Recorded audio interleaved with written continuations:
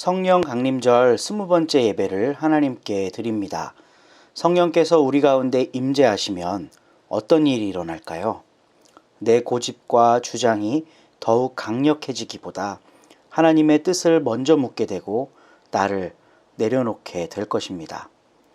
성령님의 임재를 구하며 내 안에 예수 그리스도께서 사시기를 위해 기도하며 예배로 나아갑시다. 창조주 하나님의 위엄과 우리를 위해 죽으신 그리스도의 은혜, 그리고 날마다 우리를 위해 중보하시는 성령님을 체험하는 예배 시간이 되기를 소망하며 침묵으로 기도합니다.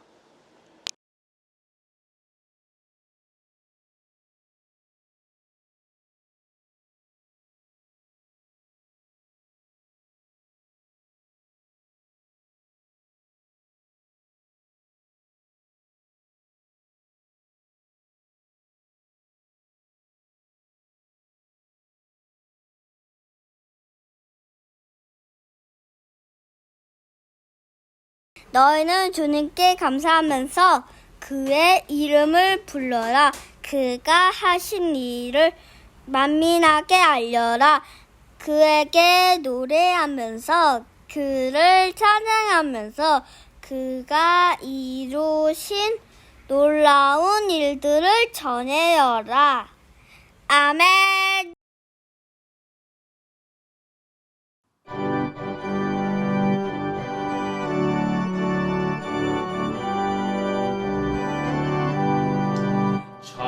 찬송하는 소리 있어 사람 기뻐하도다. 하늘 아버지의 이름 거룩하도다. 세상 사람 찬양하자. 거룩하신 하나님께 할렐루야 할렐루야 할렐루야 아멘. 하나님의 나라 권세 영원토록 있도다. 하나님의 영광 나라 거룩하도다. 하늘 보좌 계신 주님 세상 주관하시도다. 할렐루야 할렐루야 할렐루야 아멘.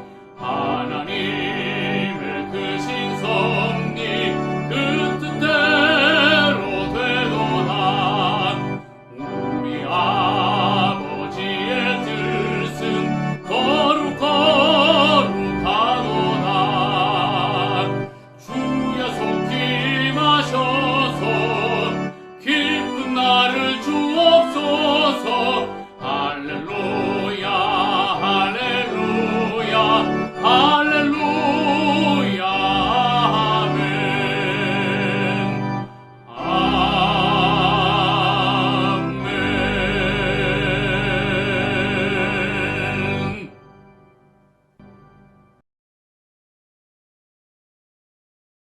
우리는 세상을 창조하신 전능하신 하나님을 믿습니다. 그분의 아들이신 예수 그리스도는 아버지의 뜻을 받들어 창조 세계의 보전과 회복을 위해 이 땅에 오셨고 사셨습니다. 결국 세상의 반대에 부딪혀 십자가에서 죽으셨지만 그분이 옳았음을 인정하는 사람들 속에서 부활하심을 믿습니다. 또한 우리가 예수께서 가신 길을 따라갈 수 있도록 빛을 비추어 주시는 분이 성령이심을 믿습니다. 이 믿음을 공유하는 공동체 안에 사랑의 친교가 일어날 것이며 서로의 허물을 덮어주고 유혹을 이겨내며 악한 것들과 싸움으로 세상을 돌보게 될 것을 믿습니다. 그리고 마침내 부활하신 주님과 연합하게 될 것을 믿습니다. 아멘.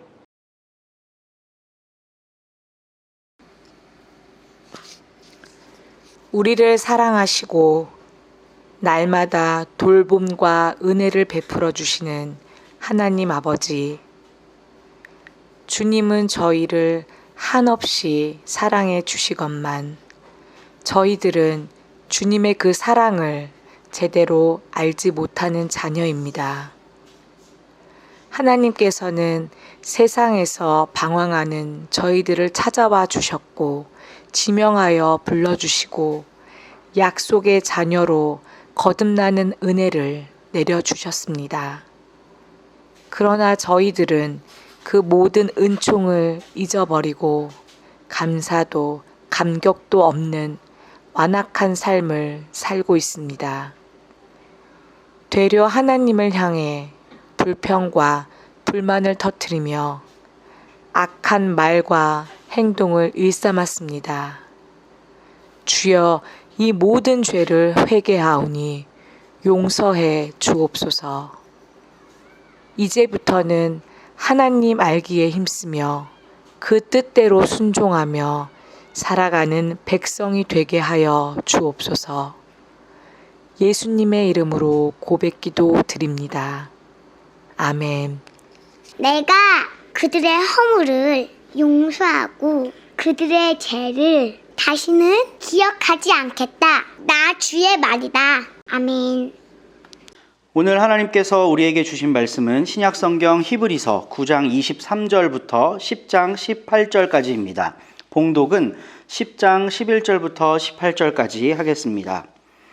모든 제사장은 날마다 제단에 서서 직무를 수행하면서 똑같은 제사를 거듭드리지만 그러한 제사가 죄를 없앨 수는 없습니다. 그러나 그리스도께서는 죄를 사하시려고 단 한 번의 영원한 유효한 제사를 드리신 뒤에 하나님 오른쪽에 앉으셨습니다. 그리고서 그는 그의 원수들이 그의 발 아래에 굴복할 때까지 기다리고 계십니다. 그는 거룩하게 되는 사람들을 단 한 번의 희생제사로 영원히 완전하게 하셨습니다. 그리고 성령도 우리에게 증언하여 주십니다. 먼저 이렇게 말씀하셨습니다. 주님께서 말씀하신다. 그날 이후에 내가 그들에게 세워줄 언약은 이것이니 나는 내 율법을 그들의 마음에 박아주고 그들의 생각에 새겨주겠다. 또 나는 그들의 죄와 불법을 더 이상 기억하지 않겠다. 죄와 불법이 용서되었으니 죄를 사하는 제사가 더 이상 필요 없습니다. 아멘. 오늘은 성령 강림절 20번째 주일입니다. 율법의 종말이라는 제목으로 함께 말씀을 나누려 합니다. 오늘 우리가 읽은 말씀에서 성령이 이렇게 증언하여 주신다라는 대목이 있습니다. 성령 하나님께서 오늘 함께 말씀을 나누는 우리 모두에게 들려주시는 그 음성을 들을 수 있는 귀한 시간 될 수 있었으면 좋겠습니다. 여러분, 율법이 뭐라고 생각하십니까? 율법은 말 그대로 법이라는 뜻이죠.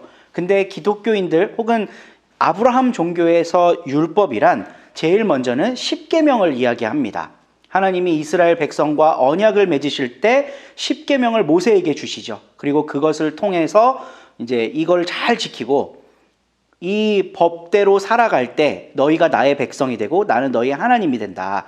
이 언약을 맺으시기 위해 십계명을 주십니다. 그래서 모든 율법 중에 가장 기초적인 율법이 바로 십계명이라고 할 수 있습니다. 근데 십계명은 우리가 말 그대로 딱 10가지의 계명이잖아요. 이 10가지의 계명이 사람들이 살아가는 모든 삶을 다 케어할 수가 있을까요? 그렇지 못하죠. 시행 규칙들이 필요해요. 그래서 율법이라고 하면 이스라엘 사람들에게, 그러니까 유대교인들에게 율법이라고 하면 통상 613가지의 율법을 이야기합니다. 모세 오경에 나타난 십계명을 기초로 한 시행 규칙들, 이 율법을 613개로 정해놨습니다. 613개의 율법 중 첫 번째 계명이 뭔 줄 아세요? 생육하고 번성하라. 창세기 1장 28절에 나오는 거죠. 그러니까 그리고 마지막 613번째는 이 율법을 써서 간직하고 살아라. 신명기 31장 19절 말씀을 이제 마지막 그 율법으로 규정하고 있습니다. 창세기부터 신명기까지 모세 오경에 나와 있는 해라, 하지 말아라 라고 한 것들을 죄다 법문화해서 이걸 613가지의 율법으로 제정을 한 거예요. 그러니까 이스라엘 사람들에게 있어서 율법이다 그러면 통상 이걸 떠올립니다. 여기엔 아주 재밌는 것들이 많이 있어요. 낙타, 오소리, 토끼, 돼지 이런 거는 부정한 짐승이니까 먹지 말아라 이런 아주 구체적인 규정들이 있어요. 근데 오늘날 토끼, 돼지 이런 거 다 먹잖아요. 우리 기독교인들도. 낙타나 오소리는 모르겠습니다. 제가 안 먹어봤기 때문에. 근데 이때 규정된 율법들을 오늘날 성경을 하나님의 말씀이라고 믿는 사람들이 얼마만큼 지키고 살까? 이거 한번 고민해 보신 적이 있습니까? 그래서 어떤 사람들은 이 율법을 온전히 다 지킬 때 이거를 넘어서 살 수가 있고 정말 신약 성경에서 예수 그리스도께서 우리에게 주신 복음의 삶을 살아갈 수 있다. 이렇게 주장하는 사람들도 있어요. 근데 그럴 수가 있을까? 돼지고기 먹지 말라는데 여러분 안 드시고 사실 수 있겠습니까? 물론 비건을 지향하거나 돼지고기를 좋아하지 않는 분들도 있겠죠. 근데 통상적인 사람들은 대부분 돼지고기를 많이 즐기고 있습니다. 그리고 또 이런 것도 있어요. 467번째 율법인데요. 스스로 몸에 상처를 내서는 안 된다. 신명기 14장 1절입니다. 이런 거를 가지고 타투를 하면 성경적이지 않다라고 주장하는 목사님들이 간혹 계세요. 몸에 상처를 내는 거잖아요, 타투가. 그러니까 613가지 조항에 나와 있는 율법들을 현대 사회에도 적용하려고 하는 사람들이 있다는 것입니다. 그리고 561번 같은 경우는 성경 안에서도 이게 참 모순되는 율법 중에 하나인데요. 유대인은 암몬 사람이나 모압 사람과는 영원히 결혼할 수 없다. 신명기 23장 3절에 나와 있습니다. 근데 우리가 알다시피 유대 왕들 중에 가장 위대한 왕이 누구입니까? 다윗 왕이죠. 이 다윗 왕의 조상이 누구죠? 보아스예요. 이 보아스가 누구랑 결혼해서 다윗의 할아버지를 낳죠? 룻과 결혼하잖아요. 이 룻이 모압 여인이에요. 신명기에서 영원히 결혼할 수 없다라고 규정한 이 율법에 의해 부정당하는 결혼이 바로 다윗 왕가에서 일어나고 있다는 것입니다. 근데 후대의 유대교 사람들은 다윗을 계속해서 위대한 왕으로 칭송하고 있죠. 다윗의 후손으로부터 예수가 나올 거라고 기대하고 있죠. 그러면 우리 예수님도 결국은 성경에서 금한 율법, 그러니까 모압 여인과는 결혼할 수 없다는 이 율법을 위배하고 태어난 후손이 되시는 겁니다. 그러니까 이런 여러 가지 모순들이 이 613가지의 율법 안에 있어요. 그러니까 율법이란 무엇이냐? 다시 한번 정리합니다. 첫 번째로는 십계명이에요. 이 십계명이 모든 율법 중에 가장 기본이 되는 계명입니다. 그리고 실질적으로 유대교에서 율법이다 그러면 창세기부터 신명기까지 해라 하지 말아라. 하지 말아라가 훨씬 많아요. 하지 말아라가 365가지입니다. 이 613개 중에.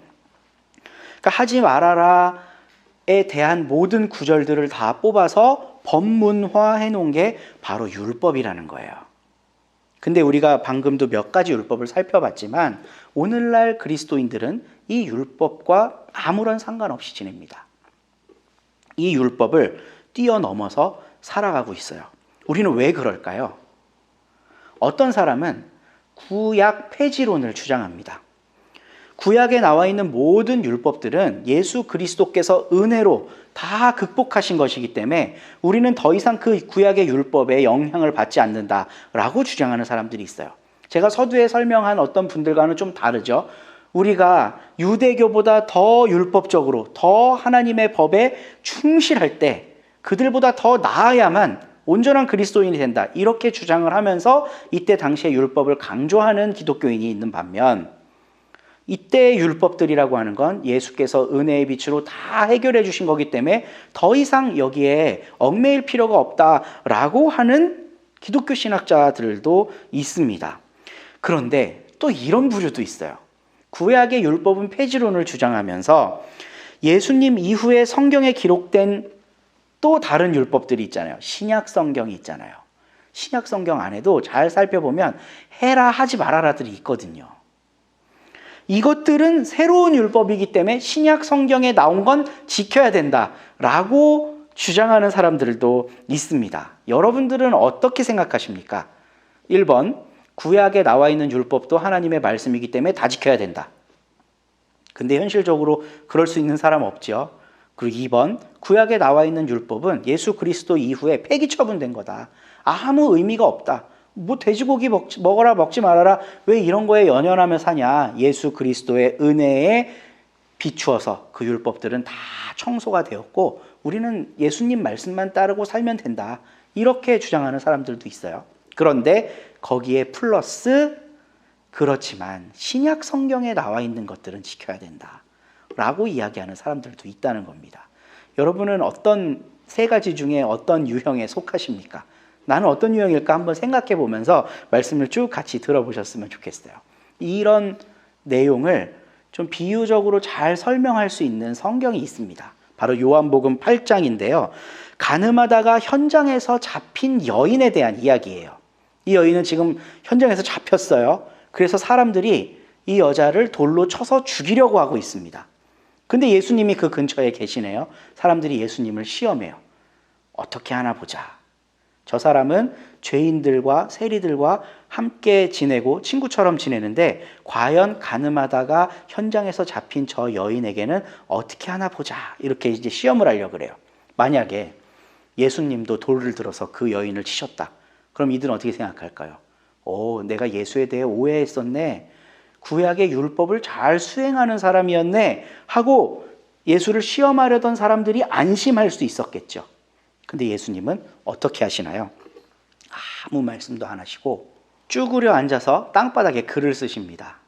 무슨 글을 쓰셨나? 사람들이 이제 웅성웅성하고 가서 보겠죠. 이때 예수님이 그들에게 한 말씀을 하세요. 우리 함께 말씀을 읽어볼 텐데요. 요한복음 8장 7절부터 11절까지 읽어보겠습니다. 그들이 다그쳐 물으니 예수께서 몸을 일으켜 그들에게 말씀하셨다. 너희 가운데서 죄가 없는 사람이 먼저 이 여자에게 돌을 던져라. 그리고는 다시 몸을 굽혀서 땅에 무언가를 쓰셨다. 이 말씀을 들은 사람들은 나이가 많은 이로부터 시작하여 하나하나 떠나가고 마침내 예수만 남았다. 그 여자는 그대로 서 있었다. 예수께서 몸을 일으키시고 여자에게 말씀하셨다. 여자여, 사람들은 어디에 있느냐? 너를 정죄한 사람이 한 사람도 없느냐? 여자가 대답하였다. 주님, 한 사람도 없습니다. 예수께서 말씀하셨다. 나도 너를 정죄하지 않는다. 가서 이제부터 다시는 죄를 짓지 말아라. 아멘. 여기에 방금 제가 말씀드린 세 가지 유형이 다 있습니다. 먼저 첫 번째, 구약의 율법을 다 지켜야 된다. 그럼 어떻게 해야 되죠? 돌을 들어서 쳐 죽이면 됩니다. 그리고 두 번째, 예수님에 의해 모든 율법들은 다 극복되었기 때문에 이제 더 이상 옛 율법의 지배를 받지 않아도 된다. 그래서 예수님이 너희 중에 죄 없는 자가 쳐라 이랬을 때 아무도 그 율법을 집행하지 못하죠. 예수님은 그럴 수 있는 권위가 있는 분이에요. 권한이 있는 분이에요. 그래서 아무도 정죄하지 못했습니다. 여기가 두 번째 유형이에요. 근데 세 번째 유형은 뭐냐? 그런데 신약 성경에 나와 있는 법은 지켜야 된다 이겁니다. 마지막 구절이 어떻게 되어 있죠? 이제부터는 가서 다시는 죄를 짓지 말아라. 이게 세 번째 유형입니다. 그러니까 우리들은 대부분의 기독교인들은 저는 이 세 번째 유형에 서 있다고 봐요. 그러니까 구약을 다 지켜야 된다 이렇게 믿는 기독교인은 없습니다. 대부분 이단들 중에는 좀 있습니다. 그러니까 구약을 다 지켜야 돼 이런 기독교인은 제가 아직 보지를 못했어요. 근데 구약에 있는 것들은 다 폐기 처분, 이것도 좀 과격합니다. 그러니까 아무것도 안 지켜도 된다, 살인해도 된다, 이건 안 되잖아요. 그래서 3번 유형이 되게 온건해 보여요.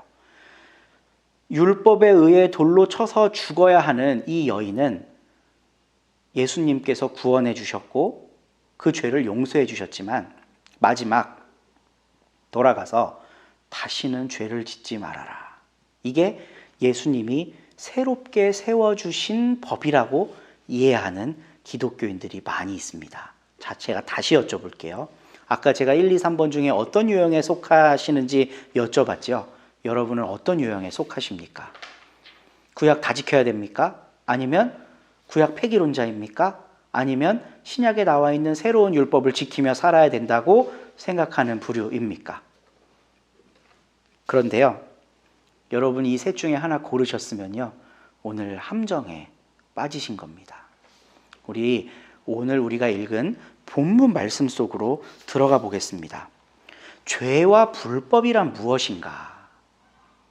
죄와 불법. 오늘 성경은 성전에서 드려지는 희생 제사에 대해 이야기를 합니다. 희생 제사는 왜 드리죠? 죄 지은 것 때문에 하는 거예요. 이 죄를 씻기 위해 희생의 제사를 드리는 겁니다. 그런데 오늘 본문 우리가 읽은 말씀 서두에서 분명히 밝히는 바와 같이 제사는 성전에서 드려야 되는데 참된 성전은 이 땅에 없대요. 참된 성전은 하늘에 있답니다. 그럼 인간은 그 하늘에서 제사 드릴 수 있어요? 없어요? 없어요. 그거의 모형인 이 땅에서 인간들이 만들어 놓은 법으로 제사를 드려야 된다는 거예요. 그래서 여기서 드리는 제사는 완벽하게 모든 죄들을 다 해결할 수 없다는 게 히브리서의 가르침입니다. 그러니까 매년마다 제사를 드리면서 그때그때 지은 죄들을 씻지만 지난주에 우리가 말씀을 함께 나눴잖아요. 양심은 교정을 못해요, 이 제사는. 그렇기 때문에 또 드리고 매년마다 속죄의 제사를 드려야 되고, 그러니까 히브리서가 이야기하죠. 제사장이 얼만큼 필요해요? 엄청 많이 필요해요. 많은 사람들의 죄를 다루어줘야 되니까 점점점 많은 제사장들이 필요하지 않겠어요? 그러면 더 그 성전에서 녹을 받는 사람들이 많아지는 거고, 그럼 성전의 재물은 더 많이 쌓여야 되는 거고, 이런 게 이제 유대교에 나타났던 병폐 현상이라 그랬잖아요. 그래서 예수님 시대에 예수님은 그러한 유대교를 향해 과부의 가산까지도 삼키는 저 강도 같은 제사장들이라는 그런 지적을 하셨고, 이런 것 때문에 유대 종교 지도자들과 예수님은 상당히 큰 마찰을 일으켰고 그들의 고소 고발로 로마의 법정에서 죽임을 당하신 것이죠. 근데 히브리서가 분명히 말씀하는 거는 예수님은 하나님의 아들이시잖아요. 독생자. 그렇기 때문에 하늘 지성소에서 참된 제사를 드릴 수 있는 유일한 제사장이라는 겁니다. 그래서 하늘 성소에서 드리는 제사는 모든 걸 해결할 수 있는 제사라는 거죠. 그래서 지난주 말씀 기억하시기를 바랍니다. 예수님의 제사는 그냥 인간이 한 해 두 해 지은 그런 잘못들을 씻고 그냥 이렇게 한번 청소해주는 이런 제사가 아니라 그 죄를 지을 수 있는 인간 자체의 양심을 깨끗하게 하는 제사라 그랬잖아요. 이게 구약의 제사장들이 드리는 제사와 예수님의 제사가 본질적으로 차이가 나는 부분이다라고 이야기를 나누었었습니다. 그런데 히브리서 기자는 매년마다 드리는 그 제사가 유효하다라는 것도 이야기를 해요. 오늘 우리가 읽은 본문 말씀 10장 1절과 2절에 보면 10장 1절은 율법 조항들이 규정하는 희생 제사로는 하나님께 나가는 사람을 완벽하게 할 수 없다. 그러나 이 제사가 왜 필요하냐? 매년마다 내가 죄인이라는 사실은 깨닫게 한다는 거예요. 아, 내가 이런 죄를 지었기 때문에 이 희생의 제사를 드려야 되는구나 라고 한다는 겁니다. 그리고요, 이 제사를 보면 굉장히 은혜롭고 감격스럽습니다. 제사를 드릴 때 뭐 양이 한 마리 있어요. 그러면 집에 가장이 나와서 그 양의 머리에 안수를 해요. 이게 무슨 의미냐면 우리 모두의 죄를 여기에 이렇게 대신 지우겠습니다 라는 뜻입니다. 그리고 나서 그걸 갖고 있으면 제사장이 이제 얘를 죽일 거 아니에요. 근데 사람 품속에 있는 양을 죽일 때 양이 가만히 있겠습니까? 꿈틀꿈틀 거리겠죠. 막 온갖 발버둥을 치겠죠. 그거를 붙잡고 있어야 되는 거예요. 그리고 이 양이 피를 흘리면서 서서히 죽어가는 그 모든 것들을 제사 예배자들이 다 보고 있고 체험을 합니다. 내가 저렇게 죽었어야 하는데 저 양이 내 대신 죄를 지고 죽는구나. 이거가 사람에게 주는 감동이라고 하는 건 내가 죄인이라는 걸 깨닫게 한다는 것입니다. 그런 면에 있어서 이 1년마다 한 번씩 드리는 희생제사가 유효하다고 히브리서 기자는 이야기를 해요. 저도 상당히 굉장히 좋은 말씀이라고 봅니다. 희생제사의 긍정적인 점이죠. 근데 11절 말씀에 보면 제사장이 드리는 예배를 통해 죄를 일시적으로 씻기는 하지만 없앨 수는 없다라고 하는 거예요. 그렇게 동물을 죽이면서 감격적인 제사를 드려도 내가 죄인이라고 하는 걸 철저하게 돌이켜볼 수 있는 그런 제사를 드려도요, 그 죄를 없앨 수 있냐는 거예요. 못 없앤다는 것입니다. 반면 그리스도의 제사는 양심을 깨끗하게 하는 제사이기 때문에 차원이 다르다는 것입니다. 그러니까 여기서 우리가 생각해 봐야 될 거는요, 과연 죄와 불법이라는 게 뭐냐는 거예요. 제사를 드리면서 깨닫게 되는 죄와 불법, 이게 도대체 무엇이냔 말입니다. 씻고 싶은데 이 죄와 불법들은요, 씻을 수가 있다 없다? 없다. 희생제사 1000번 만번 드려도 내 양심이 그대로인데 내년에 또 죄를 지을 텐데 죄인인 나의 신분이 바뀌어요, 안 바뀌어요? 안 바뀌어요. 히브리서 기자는 이 대목을 너무나도 정곡으로 찝고 있는 것입니다. 내가 잘못한 거에 대한 모든 죄를 저 동물에게 전가하고 얘가 죽음으로써 내가 지금까지 지었던 죄값을 대신 치를 수는 있어요. 근데 죄인인 나의 신분은 바뀌지 않는다는 거예요. 이게 제사의 한계라는 것입니다. 여러분, 이거 정말 중요한 것입니다. 이게 기독교 복음의 가장 코어예요. 제일 핵심적인 부분이에요.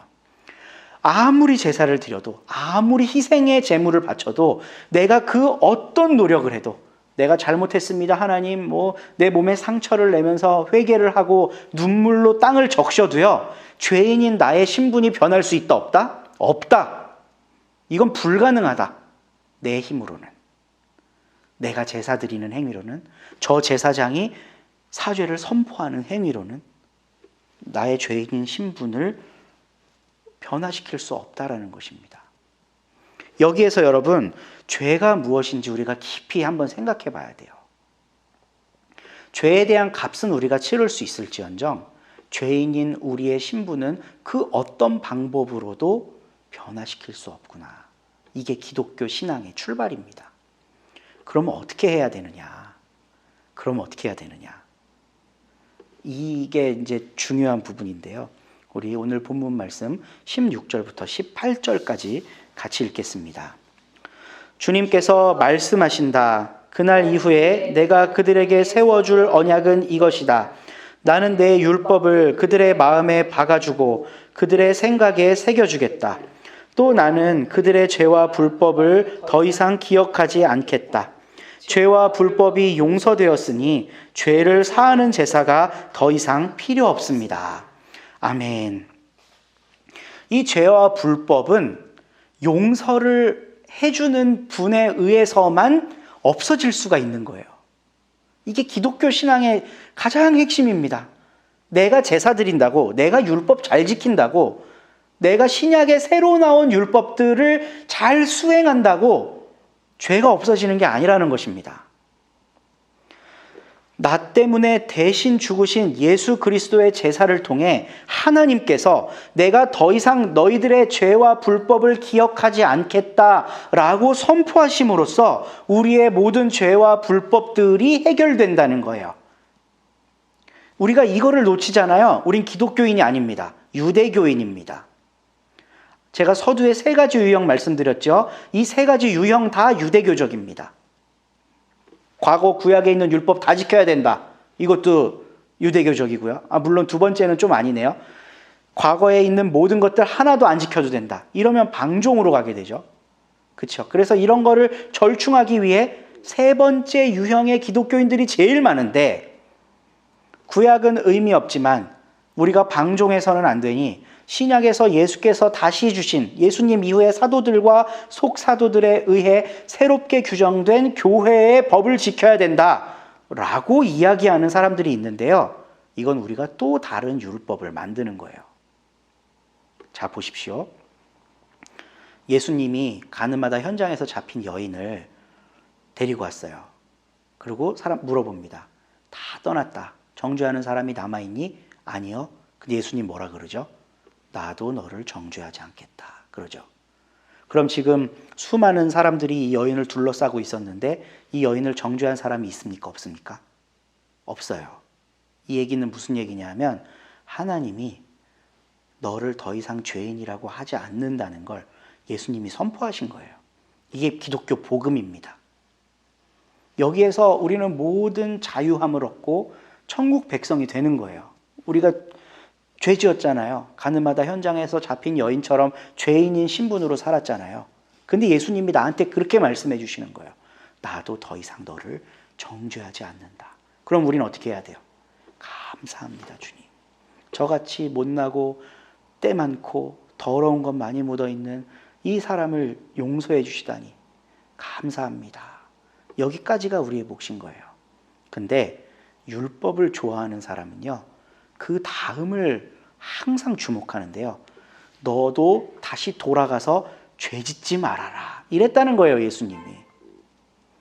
그러니까 우리도 또 그 얘기를 할 수 있다는 겁니다. 또 죄 짓지 말아라. 죄 짓지 말아라. 이럴 수 있다는 거예요. 근데 이게 현실 속에서요, 율법과 거의 유사한 영향력을 발휘합니다. 참, 구약의 율법은 안 지켜도 되고 신약에 나와 있는 율법은 지켜야 된다, 이렇게 주장하는 분들에게 사도행전 15장 20절 딱 읽어드리면 어떻게 얘기할까? 사도행전 15장은요, 예루살렘 사도들의 회의를 이제 설명하고 있는 대목이에요.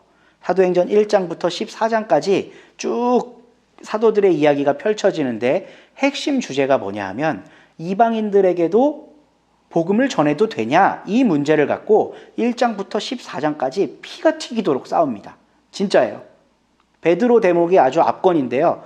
베드로가 고넬료한테 세례를 주는 장면이 나오잖아요. 고넬료는 우상에게 바쳐진 제물을 먹고 있고 신전에 가서 제사 드리던 사람이고 할례 받지 않은 사람이고 이방인이에요.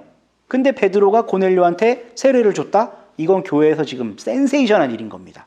어떻게 할례도 안 받은 인간한테, 우상에 바쳐진 제물에 음식을 먹는 인간한테 세례를 줄 수 있어? 하고 막 싸움이 일어난 거예요, 교회 안에. 그래서 베드로가 사람들 앞에서 엄청 열심히 설명을 합니다. 저는 안 먹으려고 그랬어요. 저는 그 사람한테 세례 주려고 한 적이 없는데, 아니 예수님이 저한테 환상을 보여주시는 거 아니겠어요? 부정한 음식들을 먹으라는 거예요. 근데 저는 안 먹는다고 그랬는데 예수님이 먹으라고 해서 억지로 그걸 먹었지 뭐예요? 내가 한 게 아니라 예수님이 한 거니까 나한테 뭐라고 하지 마세요. 이렇게 변명하는 대목이 나와요. 사도행전 읽어보시면 정말 재밌습니다. 그래서 과연 이방인들에게도 복음을 전해도 되냐? 이 이슈를 갖고 사도행전 15장에서 사도들이 회의를 해요. 그 회의의 결과 어떻게 됐는지 아십니까? 이방인에게 복음을 전해도 된다. 근데 예루살렘 교회의 수장이었던 야고보가 이런 단서 조항을 달아요. 사도행전 15장 20절입니다. 다만 그들에게 편지를 보내서 우상에게 바친 더러운 음식과 음행과 목매어 죽인 것과 피를 멀리하라고 하는 것이 좋겠습니다. 이 사람은 유대인이고 유대교인이라 이거는 도무지 못 보겠는 거죠. 어떻게 우상의 제단에 바쳐졌던 고기를 먹을 수 있어? 그건 안 돼. 음행하는 거 안 돼. 목매어 죽인 것과 피를 멀리하는 건 이건 한 가지인데요. 도축을 할 때 이스라엘의 방식으로 도축을 하면 피를 싹 빼는 방식의 도축이에요. 근데 목을 매서 죽이면 피가 다 안 빠지나 봐요.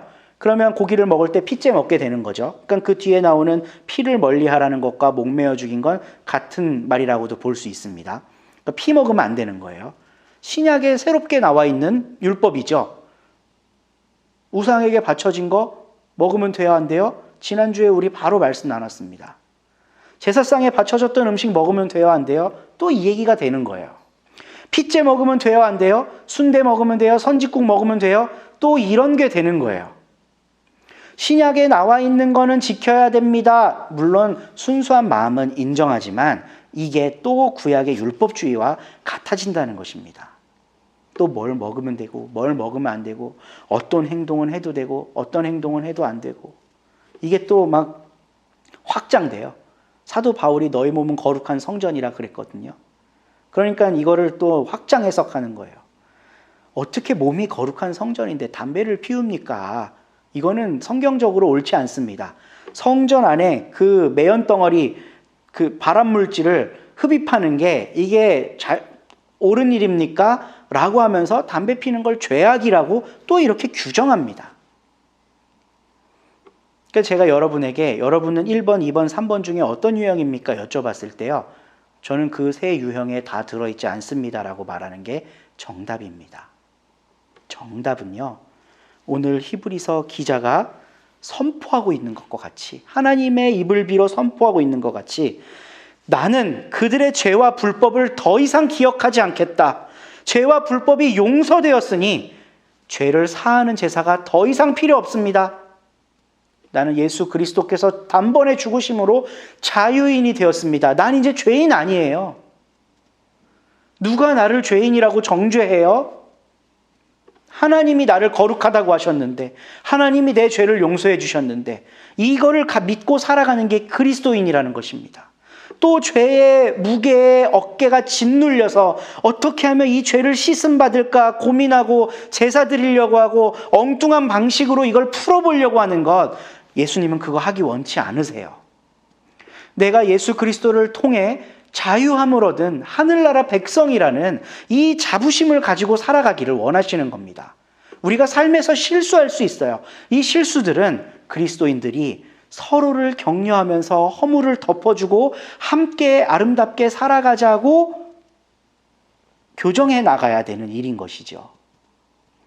또다시 나의 신분이 죄인으로 돌아가서 이 죄의 문제를 해결하기 위해 고행을 하고 이러라고 성경은 가르치고 있지 않습니다.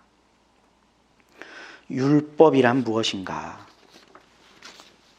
율법은 왜 예수를 통해 종말되었는가? 오늘 우리 이 말씀을 통해 깊이 성찰해 보았으면 좋겠습니다. 오늘날에도요, 율법주의는 여전히 시퍼렇게 살아있어요. 그런데 우리 예수님은 그 율법과 싸우기 위해, 율법주의, 율법으로 사람을 정죄하는 그 모든 것과 싸우기 위해 일생을 헌신하셨고요. 그 율법에 의해 희생당하셨습니다. 근데 우리 하나님께서 예수를 죽인 너희들의 모든 법들, 예수를 죽인 너희들이 옳다고 주장하는 그 모든 법들, 그거 무효. 내 아들 예수가 죽음으로 말미암아 그 죽음을 받아들이고 믿는 모든 사람들에게 나는 해방과 자유와 죄사함을 선포한다. 이게 하나님께서 우리를 자녀 삼으시고 우리를 복되게 하시고 당신의 친백성, 친딸 아들로 삼으셨다는 증거입니다. 이 복음을 붙잡고 흔들리지 않는 믿음으로 살아가는 우리 모두가 되기를 주님의 이름으로 소망합니다. 그 어떤 율법주의도 우리를 속박할 수 없다. 우리를 제한할 수 없다. 그리고 나조차도 누군가를 율법의 눈으로 바라보지 않을 때 우리 주위가 예수 그리스도를 중심으로 한 천국 공동체, 교회 공동체가 될 줄로 믿습니다. 이 말씀 따라 사는 동안 지치지 않게 해달라고 함께 찬양하겠습니다. 이 말씀 따라 사는 동안 지치지 않게 하시고 이 말씀 따라 사는 동안 주님 나라 이루소서. 이 말씀 따라 사는 동안 지치지 않게 하시고 이 말씀 따라 사는 동안 주님 나라 이루소서. 하나님, 은혜로 구원받았다고 값없이 천국 백성이 되었다고 날마다 고백하지만 우리의 삶과 마음가짐은 옛 율법의 질서에 지배를 받고 있을 때가 얼마나 많은지 모릅니다. 쉽게 다른 사람을 평가하고 정죄하며 신약에 나온 말씀까지도 율법으로 뒤바꾸어 버리는 우리들의 심성이 치유되기를 원합니다. 복음의 빛에 조명을 받아 예수 그리스도께서 단번에 드리신 희생제사의 의미를 새기며 살아갈 수 있도록 인도해 주시옵소서. 예수님의 이름으로 기도합니다. 아멘.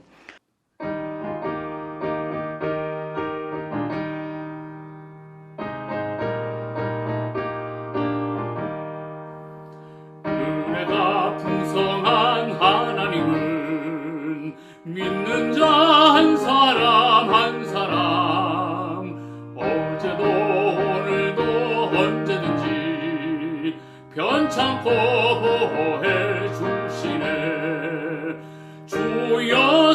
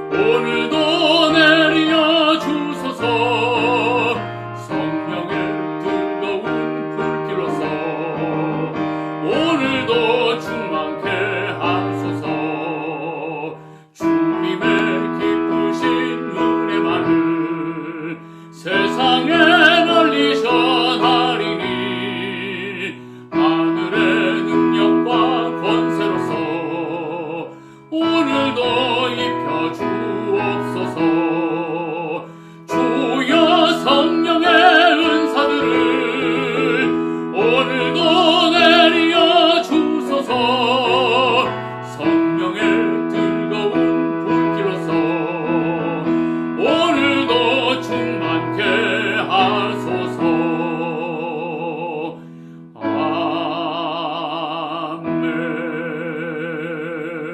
아멘.